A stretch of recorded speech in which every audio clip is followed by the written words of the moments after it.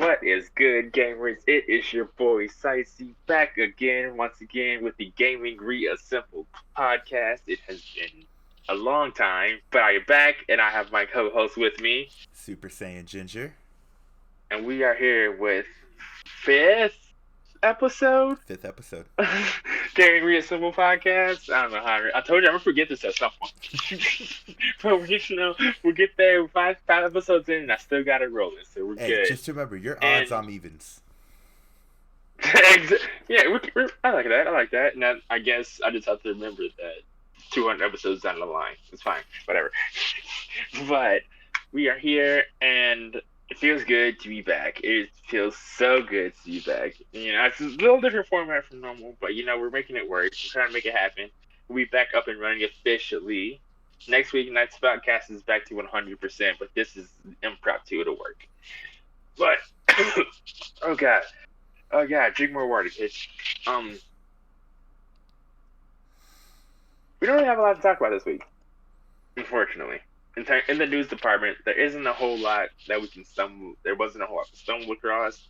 There's a few things happening. Lots of money was made this week, I guess, and that's all that we can really talk about. And that's not really worth talking about. That's boring. Lots of money was made this week. We decided a lot of money was made this week.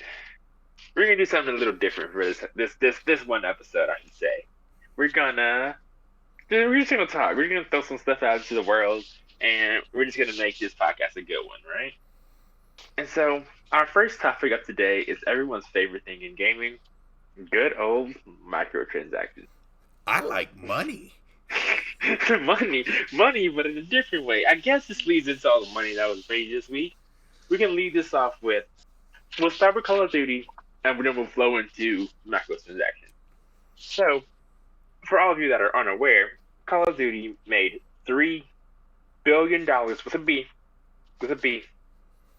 in mostly, I'm not gonna say all microtransactions, but in the last year. So mostly microtransactions,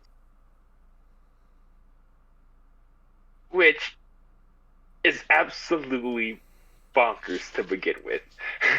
We're absolutely bonkers. There's no reason for that much money to be made by, and what, in my opinion, is a declining franchise. You can say that the recent games have been better than X, and this has been better than X, but it's never going to reach the same level it was in Modern Warfare 2, and we just accept that. The Modern Warfare 2 to Black Ops 2 run, It's unmatched. Completely unmatched. There would never, that will go down in history as probably one of the greatest series of games of all time, and I can get behind that. Yeah, so at this point in time, Call of Duty's peaked. It's all downhill from here. I'm not gonna say it peaked in high school, but I was in high school when it peaked. So I'm not gonna say it peaked in high school, but. So Call of Duty's time has come and gone, and there are a lot of bigger games around. But it's still odd to see that the declining franchise made this much money off pretty much just microtransactions. And so, I mean, when you think about everything Call of Duty sells you, it's not surprising. Yeah, I agree. It's very enticing nowadays to just I want all the skins, and I want all this, and the fact that they put their gun. Also, putting guns in the battle pass is kind of pay to win. Is where I draw the line with most microtransactions is when you cross that point from cosmetics to pay to win. But from what I've been told, most of the time when they put a gun in the game, god awful. it's just god awful, and I feel like that's done on purpose to prevent the game from being pay to win.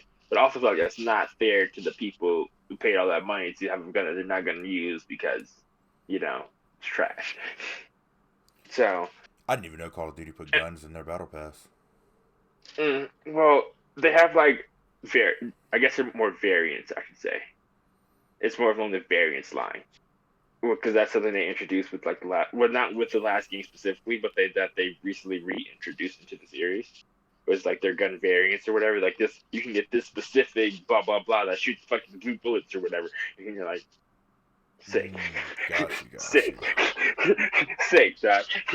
But yeah, and so that's just as a whole, microtransactions has been a very hot topic in gaming for a very, very, very long. Ever since their inception, and I think 2K was the ones that really got microtransactions off the ground.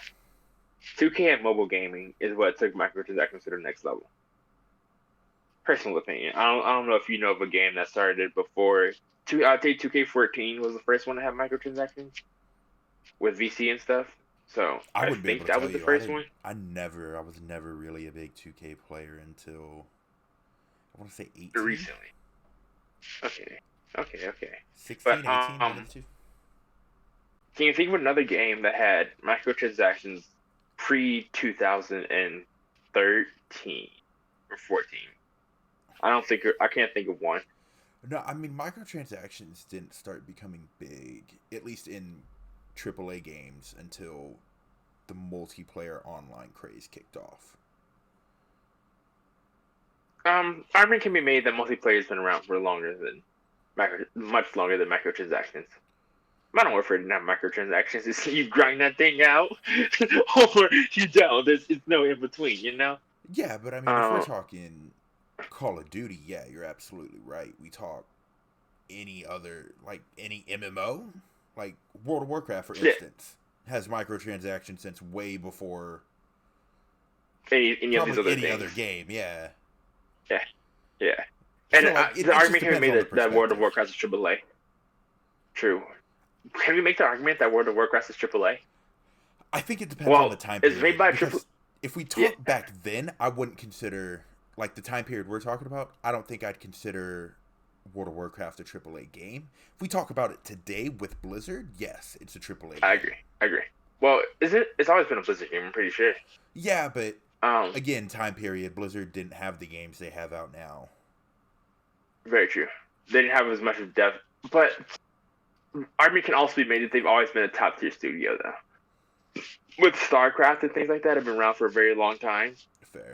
The argument can be made that just because we really got so busy with Overwatch doesn't mean that they didn't have spectacular games before that. No, that's fair. That's a fair argument. Mm-hmm. So I feel like Blizzard's always been a very top tier studio. It's just one of those things where a lot of people didn't play their games as much because, face it, back in the day, WoW was a nerd game, bro. If you play WoW, you were next level. That was you were in your mom's basement. What are you doing? that was what WoW was considered back in the day, and now it's just casual. So I feel like that game's come a long way. Has it been Dude, that you're in the games South came a Park long episode? way, or has it games in general came that long? A long way. I think games in general has come a long way. Because- I feel like the stigma around being a gamer has changed a lot. Mm-hmm. It's changed a lot. There's a time where no one wants to be a gamer. I mean, the stereotype back then when you play WoW is you're basically a neckbeard. Yep. You're 30. Point blank period. Yeah, straight from that little South Park clip everybody loves to use of the fact That's what I was about to go. the That's where I was about to go. typing away on his keyboard. Yeah. I was literally gonna go there. Oh my god. That's what people thought of you if you ever mentioned the words World of Warcraft back then. Mm-hmm. Or just, even if you just play the game. Say you said, "I play CS:GO." You do what? you do what? Get out of here! What? Yeah, no. Gaming has come a long way. It was very much looked down upon in the past, and it's become more mainstream and much more accepted nowadays. We have congressmen playing Among Us with other congressmen. It's crazy. So gaming's come a much further, which I think is the bigger thing, is that gaming has just taken so many steps forward. So to that point, but why that would the way they monetize their games also take an advancement forward? Wait, so repeat the question for me one more time. Okay, so we agree yeah. the stigma around games and how games have evolved is definitely progress from way back then. Why isn't the way game studios make money viewed that same way? Basically, why is it called corporate greed when they monetize their games to keep up with the times? But we expect them to continue to release games at the same price and not try and make money off us any other way. Okay. I feel like that's just kind of like we accepted the normal stigma was we buy the game, we get the full game. I feel like the issue I feel like a lot of people's issue with microtransactions nowadays is like you're adding stuff to the game after the release that I have to pay for again that should have been in the game to begin with, or that I should have gotten when I purchased the game. And I feel like that's the big issue is that people just expect their games to be more of a whole experience, and a lot of games don't come out as that full experience until you start microtransactions and things like that. And I feel like that's where the big issue comes from. I see what With you're like people saying. releasing unfinished games. I think that falls more in line with DLC and less of microtransactions. Yeah. I feel like that's a live service game in general kind of thing. It's an issue with live service games in general. It's people wanting a complete gaming experience for the $60 price, knowing that they're going to get more content later for free. They just want everything in the game immediately. It's an instant gratification kind of thing. So I do see where you're saying where that falls, like more along the line of they just want to make extra money by adding DLC, which I feel like is the same bad concept. Well, they don't. Well, I know you're gonna buy it, so I'm gonna release a half-made game. Well, I was more speaking to your point of saying gamers want basically more in their game at that point. To me, I think where our disconnect is, we have to define what we consider microtransactions. To me, I don't consider DLC microtransactions. I consider that like added game content. To me, microtransactions are basically skins. In the case of 2K, VC, good point. Basically anything I'm spending real money on that really doesn't bring. Well, I don't want to say anything doesn't bring added value because there are instances of it doing it. Basically, anything that's not technically bringing me new content to the game. That's how we'll define that. All right, I like that. Where it's just kind of the stuff that comes with the game is just put behind a wall. Okay. We kind of talked about this a little bit earlier. I can get behind the concept of I'm going to put this skin behind a wall because it's super dope. All right, cool. I can accept that. I feel like there should be a way in the game for me to get that stuff more consistently than I guess a lot of this falls onto the loot box gotcha system that games have also picked up. I feel like putting the coolest stuff in the game behind that wall has also deterred the gaming industry a lot. Even if they like tell you the rates and they're like, "God, you have a 1% chance at this." How many loot boxes do I have to go through before I hit that 1%? Well, what the randomness of it. Loot boxes? Apex. Apex Overwatch still uses it. I'm pretty sure Call of Duty. I don't know if Call of Duty still has them. I guess Overwatch does use it. I just don't play Overwatch anymore. Yeah, it's just. And I guess it's more of a gotcha system. It's more of the gotcha system now. Where that mostly applies to where like maybe let's see what happens. I don't like that concept. I feel like the concept of not exactly knowing what I'm going to get or not being able to work towards what I want to get is what I'm saying. It's an issue because I just got to put the hours in. Cool, I will put the hours in. Bet. But when me putting the hours in doesn't get me towards what I want, that's where the issue is. And if, as a person who plays most of my games pretty free to play, I can probably say that. But most of them, Trials of League of Legends. I feel like that's really annoying for me as a consumer. Is that like, all right, I want this really cool thing in the game. Sucks. Can't get it. Feels bad. Whatever. Not that I can't get it. I'm just not going to. Well, and I think that's really going to come down to the type of consumer you are. So, just for instance, knowing you, when it comes to League, when you spend money on a new champion or a new skin, you know what you're getting with that. You can visibly see it. You know when I spend this $15 for this champion, I'm walking away with X champion, maybe a skin if something cool is going on. If I want. Yeah, exactly. If I want, yeah. Whereas when you compare it to games like Apex or Overwatch, those aren't games where you would traditionally spend money in. The reason for that is because you don't have a gambling problem. Like, Yeah. it's where people spend their money is going to be based off the type of person they are. If you were one to gamble and fight the odds, you would probably spend more money in, say, an Apex or an Overwatch than you would a League. Whereas I'm the same way as you. I like, just from going way too overboard in mobile gacha games, just I stay away from that system now. And so, like, I am very much, if I don't know what I'm spending my money towards, I'm not spending my money on it. And so that's just going to come down to the type of consumer you are. So I understand where your frustration with loot boxes is, and I agree with you on it. But you got to also understand there are people who do enjoy that system because they do just enjoy the gamble. They enjoy that risk. They enjoy that taking a chance kind of thing. Okay. Now, so I guess to that point, it is messed up. You are playing on people's addictions like that, or even creating those own addictions between a younger audience with games like Overwatch. So, which is the issue with the loot box system in general, is that they create it in a younger audience. I feel like putting that system onto a child's hand is completely different from putting it to, say, your or my hand. We're adults, we can make that conscious decision. As a child, you cannot make that conscious decision. Like, you can, but you don't have any idea of the implications or anything that actually goes into it, you know? No, 100%. You don't realize it's gambling as a kid.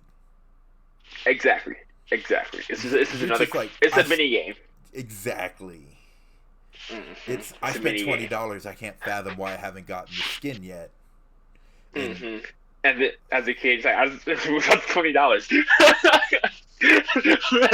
What's $20? I don't even know what that is. Literally, hours of some person's time. Crazy. Exactly. So I guess that's more. I feel like that's the biggest issue with loot boxes, putting that system into a child's hands. But overall, final verdict on microtransactions. I personally don't exactly like them. However,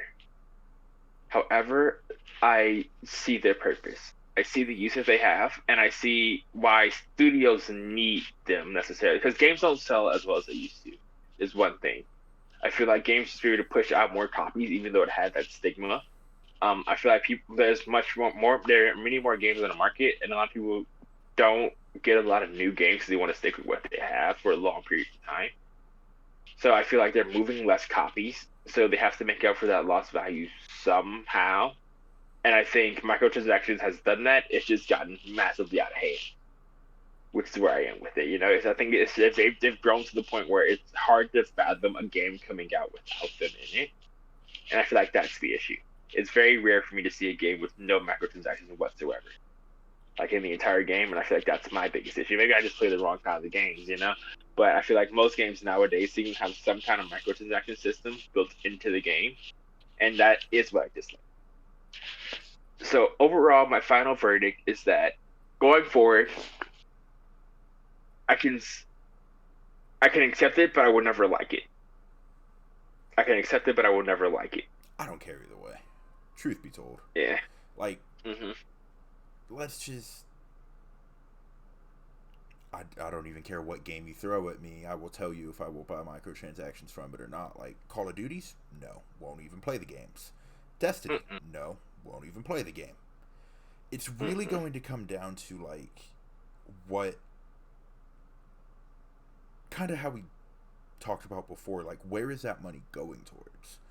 For instance, microtransactions on Call of Duty, like you mentioned earlier, that's going to nobody at the studio. That is going to the high ups as pocket money and a new Ferrari.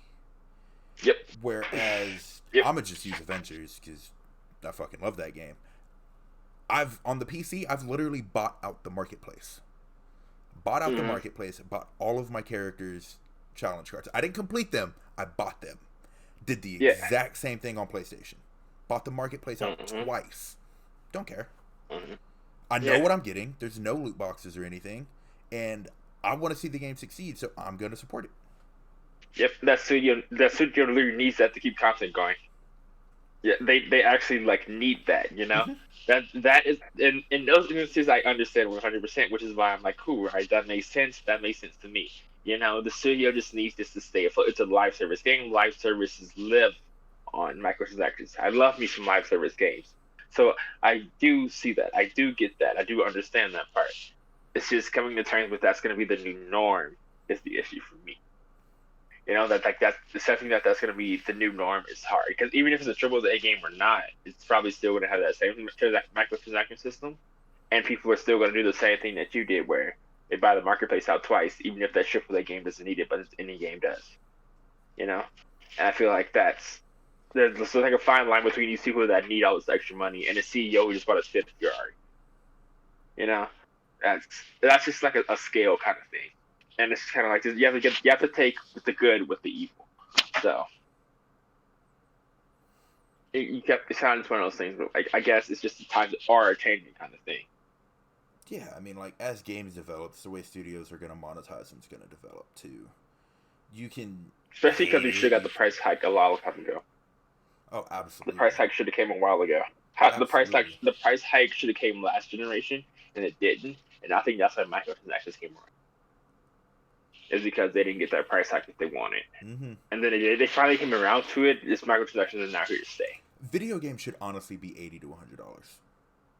Yep, I agree. Like just Depending on the size of the base game. edition game. Yep. Just because there's so no game. Shout out to every small studio out there that can somehow put the game out in a reasonable amount of time. So much work goes into making a game, making it run, making it compatible, making it optimized. So much work. And for games to be at $60 for as long as I can remember, right? I don't ever remember seeing a game like $40 or $50 brand new. So $60 for 50, 60, 70 years. I don't know if it's like 70 years. So we'll say like 40. We'll say 40. That's insane. For them to stay at that same price consistently for all that time when literally everything else in the world is going up, that's wild. Hmm. Yeah, that was wild. And That like was wild. that's why microtransactions like don't bug me. It's like I only, well, I'm not gonna say I only pay for them if the studio needs them. That's not true. Looking at you, Mm-hmm. Riot. Facts. Goddamn art department. If what you're selling me is worth it to me, what's the problem? I think they work it. Yeah, Like, I get it. it's my money at the end of the day. Somebody else might hop in Avengers and be like, "Oh, these skins aren't worth this price." Okay, that's your opinion. Cool. Exactly. Like, you don't want Yep. to, you don't Every have to time. pay for them. Whereas Mm-hmm. I hop on Call of Duty or Fortnite or something like that, I'm like, this battle pass isn't worth it to me. You don't see me Yep. complaining about the battle pass every day that it's in the game. I don't Mm. care. I just don't buy it Yep. because I just avoid it. yeah, like so at the end of the day, like microtransactions are gonna be here. Hell, even CD Projekt Red, Mister, we're never putting microtransactions in our games, have came out and said when Cyberpunk They're gonna be there. Online releases, it will have microtransactions. Mm-hmm.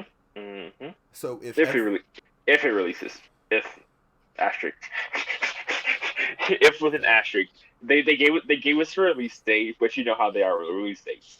So, well, they didn't give us a release date. They gave us a release year, and you know how that goes. So, um, and also, what is going to be Cyberpunk Online? Is it going to be like GTA Online, PvP? Is it gonna Is it gonna be like GTA? I would assume. Yeah.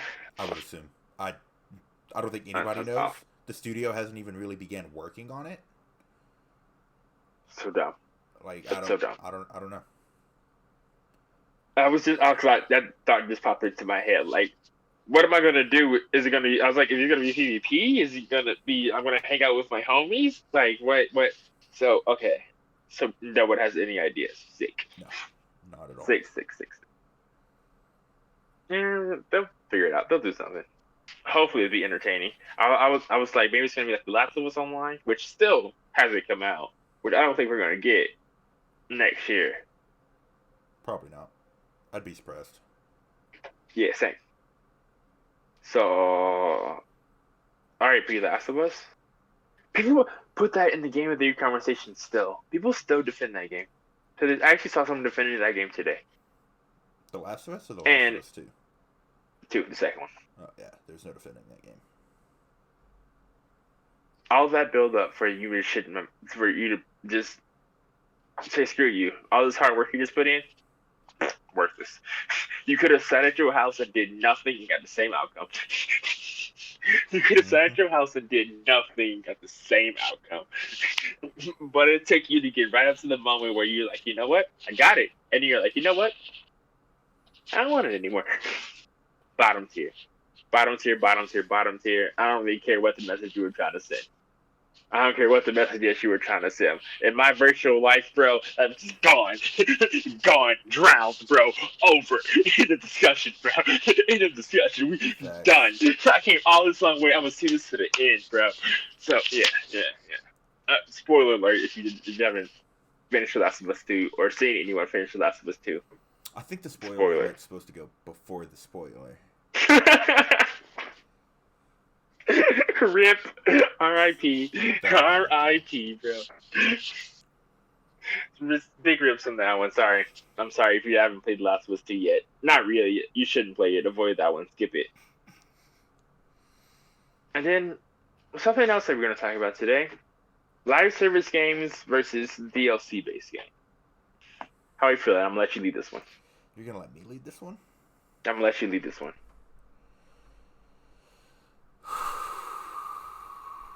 Take a breath for this. 100% prefer live service games. Give me games as a service. Give me all of that. Listen. DLC is... How do I word this?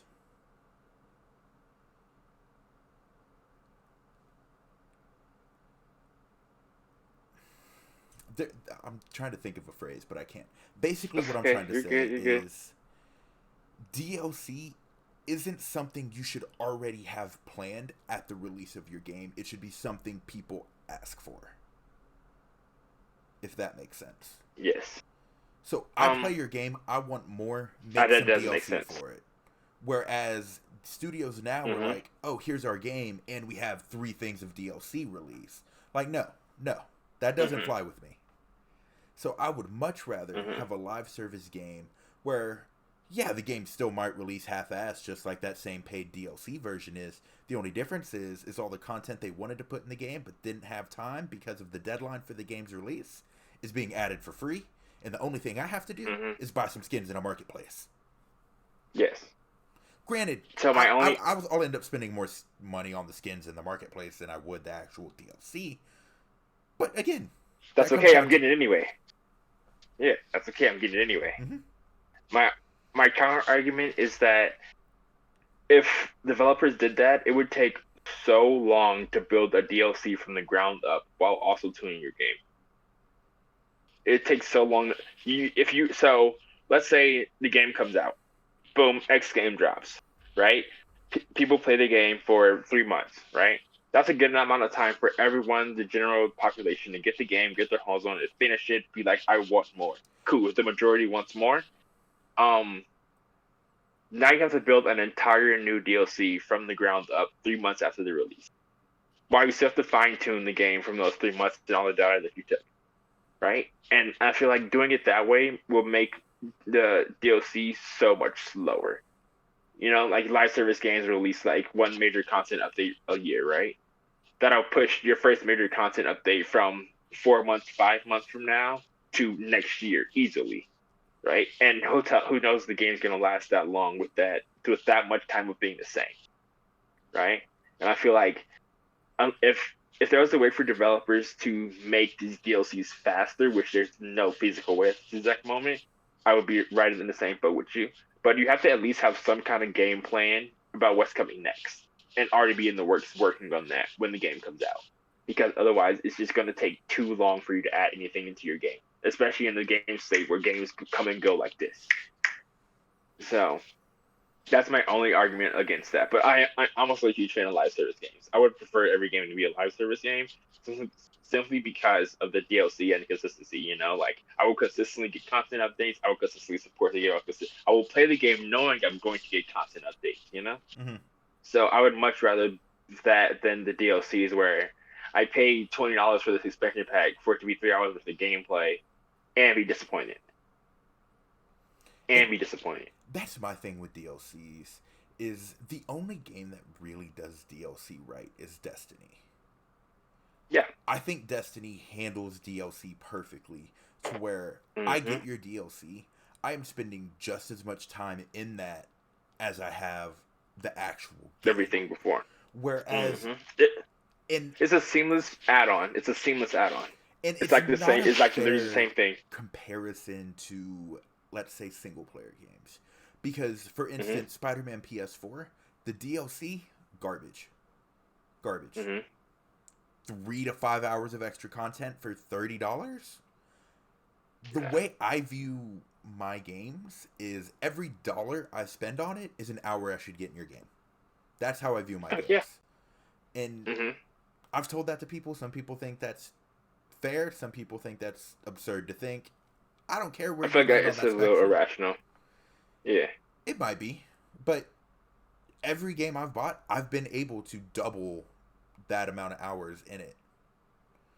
Like, I paid $60 for Avengers, put 300 hours in it on PC, bought it again, and I've already put 100 plus hours on my PlayStation. Like, I've... Yeah. You have your exits. Valhalla, so here's my game, thing. Like, my argument to that. Let's say, we'll take Fallen Order. Top tier Star Wars game, right? Top tier is $60 per hour. The story's 20 hours, roughly 20 hours long, right?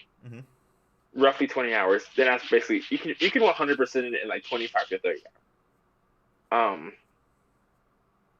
That's one of those instances where unless you want to go to a new game plus and 100% that as well, it's very hard pressed for you to get your $60, 60 hours worth out of that, Okay. Maybe you really like Star Wars and you will accept playing the story twice, 100% and get both times. Then cool, you will probably get close to 40, 50 hours doing that. But even then, you fall short of your 60-hour mark. And that game is spectacular. I think we both agree that's a very top tier game. That's just one of those instances where like the game doesn't have to be 60 hours for me to feel like I got my money's worth out of it. Yeah, I feel like hours don't actually necessarily equal satisfaction. It's how I look at it, and that's it's all about personal satisfaction, how much you get out of that experience. We'll take like Spider-Man Miles Morales, another game that everyone's hyping through the roof. That's 8 hours long and $70. $50. Yeah, people. It's 60. 50. Okay. $50, 8 hours of gameplay, right? And that's even if you new game plus it, 16 hours. You're falling so far short of that, but people get so much satisfaction out of Miles himself as a character, out of the tricks, out of just being in that Spider-Verse, out of the new Venom powers, that they feel like they've gotten more than enough of their money's worth, even though they didn't get that 50 hours, because the game has enough for them to feel they're satisfied enough to feel like they've worth it. And so I'm gonna stop you right there. As long as you're wrong. You are wrong there. Now, granted, I'm not telling people like you didn't get your money's worth, but you did get your money's worth in that game. I am sorry. So let's just compare Fallen Order to Miles Morales. Yes. Fallen Order at the end of it makes you want to replay it. The way it told its story, the way it captivated you with gameplay, it was something completely new to the franchise. Miles Morales is Spider-Man PS4. Yeah, Spider-Man again. There is no quote new added game mechanics that very really minor game changes. The two games. Yep. And I beat Miles, deleted it immediately. There's no reason to go back and play it again. Unlike Fallen Order, where I new game plus it, and I still return to that game because the combat is genuinely fun. Miles offered me nothing new outside of Miles himself. Yep. That's the difference between those two games. Is that whenever I get like my Star Wars, like I want to play some Star Wars, I can boot up Fallen Order. I can have fun in that game. If I get my Spider-Man, I'm not going to boot up Miles. I'm booting up Spider-Man PS4. Just because it's bigger. Yes, there is so much more content in that game to justify that price tag. Miles should have been a $30 game. Should have been DLC, 100%. I know we were talking about this live service DLC. Miles 100% should have been DLC. 100%. There is no way you can actually justify selling that game at a $50 price tag. Besides the fact that it came out with a new console. So that's the only thing about it. It came out with a new console. And so they were like full price, and they're full price. So, yeah. That part is pretty trash.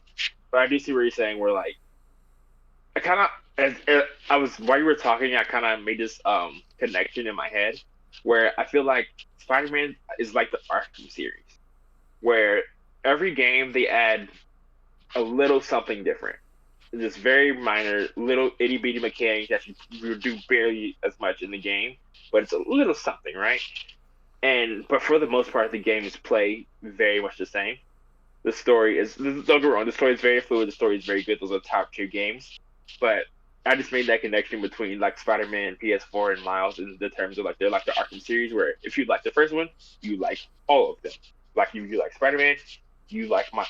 They go in the same boat. We're like they're the same game at their core. I'm not saying that the two games are similar. I'm just saying that they play this like throughout the entire trilogy, and but tied through both games, they play very similar. And it just comes back to the fact that you like those games. I hear you on that point. What the Arkham games did differently is in Arkham Asylum, you're just in Arkham Asylum. That's it. And then you go into Arkham City. And you get a small portion of Gotham. Yeah. And then you go into Arkham Knight, and Gotham opens up.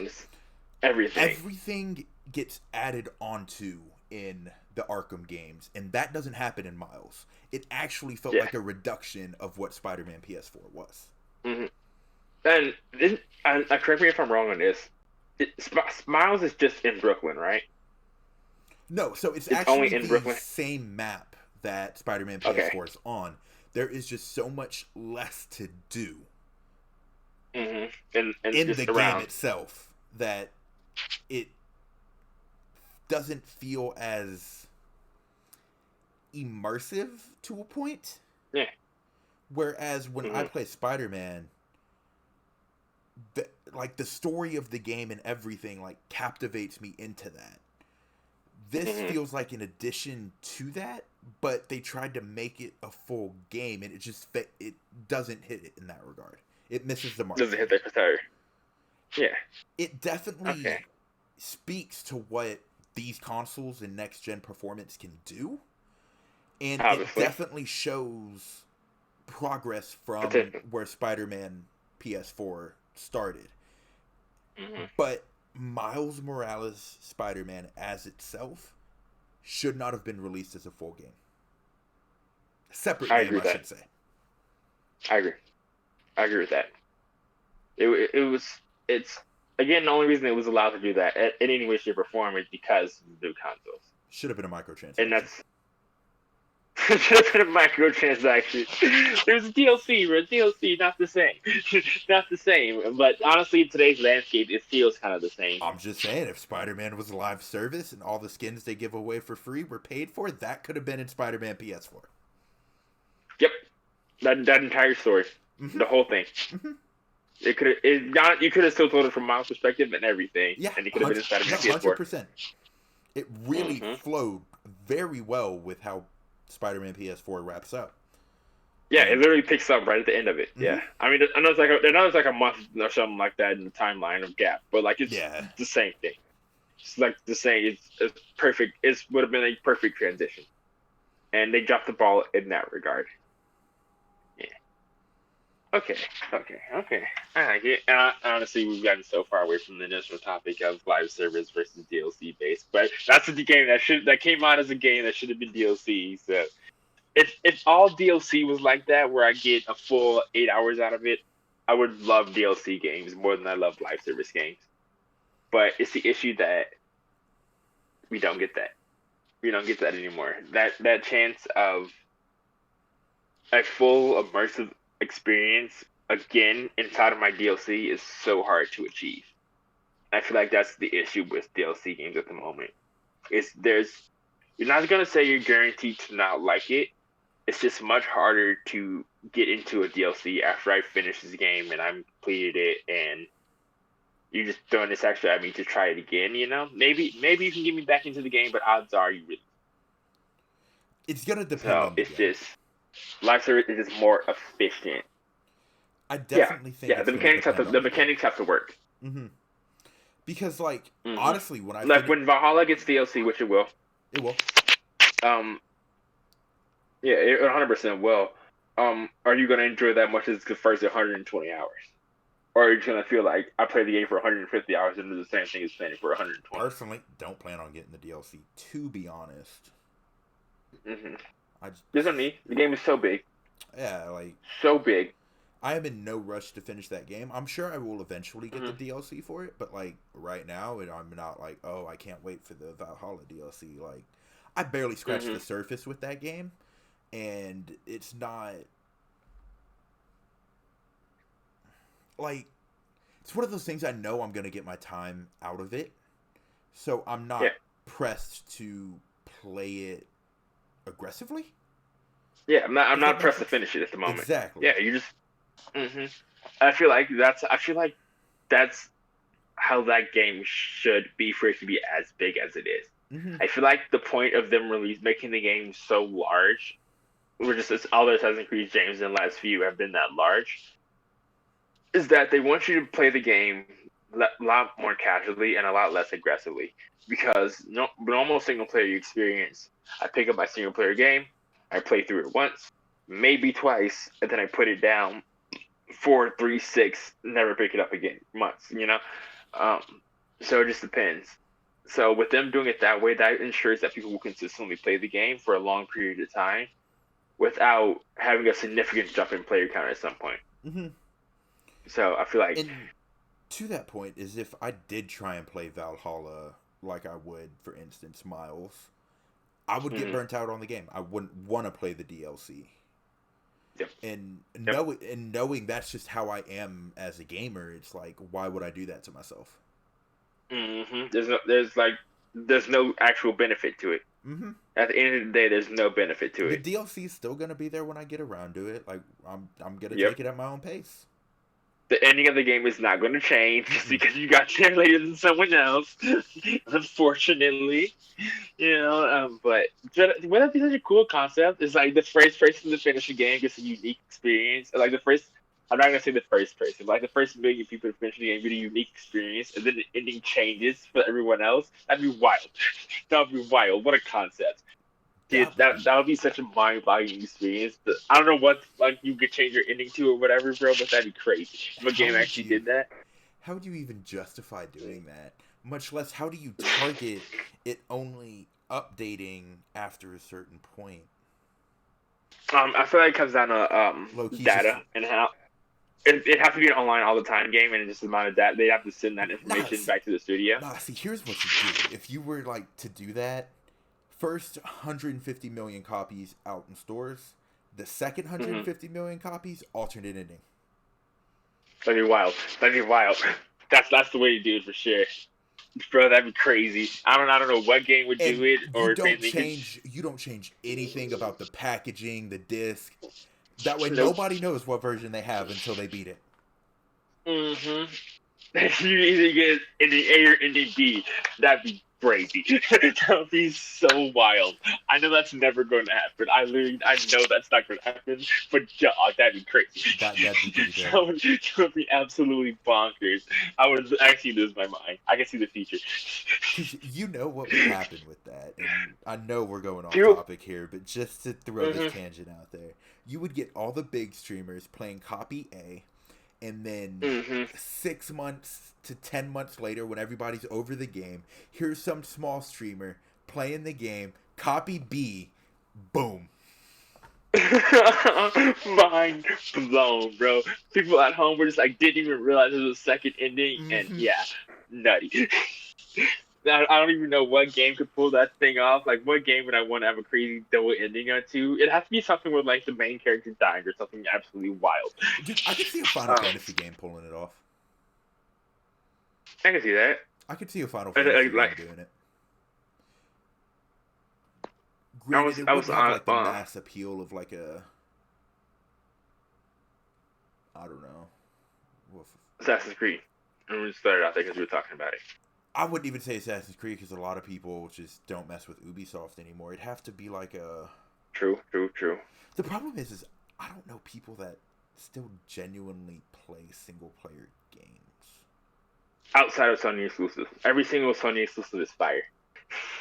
And I'm going to say every single one of them. 90% of them are fire. Let's take a God of War then. Yeah, that's actually the game I was thinking about when I said it off. Then I said the ultimate ending. That'd be crazy. That would throw people for a loop. Double ending for God of War. People would actually want to have both copies of the game just so they could have both endings. And, you know, an unintended problem with this is that you would have people selling the game saying it's the alternate ending when it's not. And that would just be a whole ordeal in and of itself. Good old capitalism taking control. Good old capitalism kicking in. That'd be nutty. And like, and at the end of the day, bro, getting ending A, you're so lucky that you got ending A. But all you want after you get ending A is to get ending B, right? And to get ending B, you have to buy the game again because that's going to be the one that most people know because that's the one that came after and that's where it's going to stay. You know, unless they flip it back at some point, you know. But most people are going to end up getting ending B. And so now you're going to be like, all right, well, I need an ending A. All people ending A, I need an ending B. So most people end up going to have to buy the game twice. 5-10 years later, when the next console comes out, remastered ending C.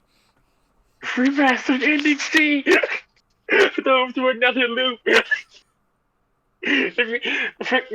I like that game control. I think... He's gone. Phase into blackness is one of the greatest videos of all time. Real down. I'm so down. I just want to see. I guess I just want to see the gaming world burn, bro. But that'd be so fire. That would be so fire. No pun intended.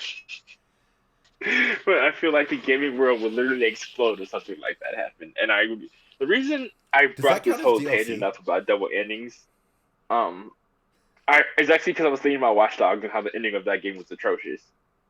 R.I.P. But yeah, and I was like, what if there's an alternate ending? And that shit was fine. It was actually cool. It was actually cool. But dude, I feel like there's. Is it weird that I still feel like there's so much room for gaming to grow, even after all these years, 100%. And as far as we've come? 100%. I feel like there's always going to be room to grow. It's one of the few industries where there's no ceiling. And I mean, that's purely because of the technology. 100%. Like, as long as we keep developing new technology, gaming's going to keep growing. And honestly, I cannot wait for the day I can put on a VR headset and enter Sword Art Online style MMO game. I was literally thinking Ready Player One in my head. I was thinking, if I could play Ready Player One in real life, bro, down. Down. Suit me up, coach. Suit me up. I don't care if I gotta get the whole treadmill system and put it down. Down, bro. Let's make it happen. I don't care what I gotta do. I don't know what kind of technology I need. I'm so in. But yeah, that'd be absolutely bonkers. I'm not even like a person who's like, I don't really like VR gaming at the moment. because I just think it's not there yet, right? It's come a long way from when it first came out, but I feel like it's not there yet. It's not there to where Ready Player One, where the whole world is addicted to this thing, you know? Well, I mean, Or started online. You got to think. Let's compare it. The first app that got people's attention on your mobile phone was an app that made it look like you were drinking beer. Yep. That's where VR is at right now. Yes. VR. This is that very beginning stage. It's at the Flappy Bird stage of its existence. The Flappy Bird, oh my god. I remember that. It's fun, it's addicting, but there's not enough to draw in a mass consumer base. It's just getting started. Bare minimum, just getting started. And so now is a pretty good time to wrap this thing up. We have talked about anything and everything you wanted to talk about tonight. I don't think you got anything else you want to add at this exact moment. No, I think we've covered everything. Plus some. Perfect. Well, as always, welcome. I'm going to say welcome back to me because I love you back. But it has been your boy ScitehtseA and Super Saiyan Ginger. And this is the Gaming Reassembled Podcast. We will catch you next week.